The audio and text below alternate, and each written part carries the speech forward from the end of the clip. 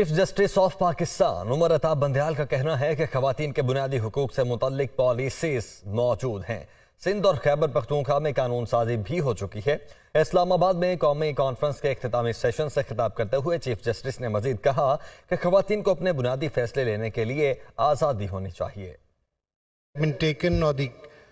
Recommendations that have been made today to approach the respective governments for enforcing those.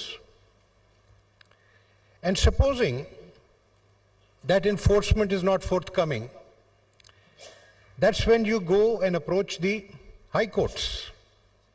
That's where the courts come in.